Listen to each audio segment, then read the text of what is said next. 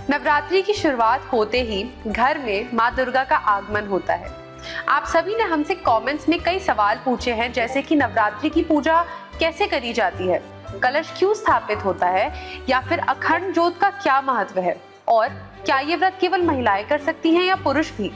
तो आज हम आप सभी को नवरात्रि पूजा, व्रत विधि और कन्या पूजन की स्टेप बाय स्टेप विधि बताएंगे और आप सभी के सारे सवालों के जवाब भी देंगे, ताकि इस बार आप और भी ज्यादा श्रद्धा और सही विधि के साथ माँ को अपने घर बुला सके। हैप्पी नवरात्रि। सबसे पहले होती है कलश स्थापना। कलश में गंगा जल, अक्षत, सुपारी, सिक्का और दुर्वा डालते हैं। इसके ऊपर आम के पत्ते लगाकर लाल कपड़े में लपेटा हुआ नारियल रखा जाता है। लेकिन ऐसा क्यों? कलश को ब्रह्मांड का प्रतीक माना गया है। इसमें पंच तत्व और सभी देवताओं का आवाहन होता है।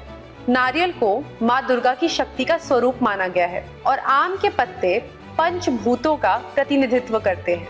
साथ ही मिट्टी में जौ बोते हैं। 9 दिन बाद जब ये जौ उगती है तो माँ की कृपा से घर में हरियाली और समृद्धि बनी रहती है। नवरात्रि में अखंड ज्योति जलाई जाती है। ये ज्योति माँ की रोशनी और शक्ति का प्रतीक है।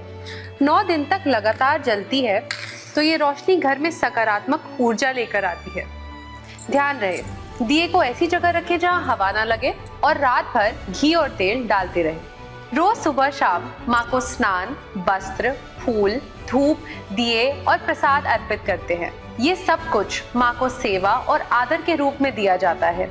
जैसे कोई अतिथि अपने घर आता है तो उनकी सेवा करते हैं, बिल्कुल वैसे ही। अगर आपके पास समय कम है तो आप केवल फूल चढ़ाना, धूप और दिया दिखाना, प्रसाद और आरती भी कर सकते हैं। मंत्र जाप के बिना पूजा अधूरी है। आप दुर्गा चालीसा या देवी कवच का पाठ कर सकते हो। मंत्रों की वजह से आप देवी के ऊर्जा स्वरूप से जुड़ जाते हो। हर उच्चारण आपके मन और घर की नेगेटिव एनर्जी को मिटाता है। नवरात्रि के 9 दिन माँ के 9 रूपों की पूजा होती है और हर एक दिन का एक अलग रंग और अलग भोग होता है। जैसे पहले दिन शैलपुत्री माँ को घी, तीसरे दिन चंद्रघंटा माँ को दूध या खीर और 8वें दिन महागौरी माँ को नारियल। ये रंग और भोग अलग अलग दिए जाते हैं क्योंकि हर रंग और हर भोग माँ के अलग अलग गुणों को दर्शाते हैं। शक्ति, शांति, समृद्धि और प्रेम। व्रत का मतलब केवल खाना त्यागना नहीं होता, लेकिन अपनी इंद्रियों पर नियंत्रण लाना होता है। व्रत में प्याज, लहसुन, मदिरा, मांस बिल्कुल भी नहीं छूना। सेंधा नमक, दूध, साबूदाना, फल, इन सब का सेवन कर सकते हैं। शाम को माँ को भोग लगाकर आप उसी को प्रसाद रूप में ग्रहण कर सकते हैं। और जहाँ तक सवाल आता है क्या केवल महिलाएं इस व्रत को रख सकती हैं, तो बिल्कुल भी नहीं। पुरुष भी उतनी श्रद्धा के साथ इस व्रत को पूरा कर सकते हैं। आखिर माँ के लिए तो उनके सारे ही बच्चे एक समान हैं। नवरात्रि का सबसे पवित्र दिन होता है कन्या पूजन। हम 9 छोटी कन्याओं को माँ का रूप मानकर उनकी पूजा करते हैं। इसकी विधि क्या है?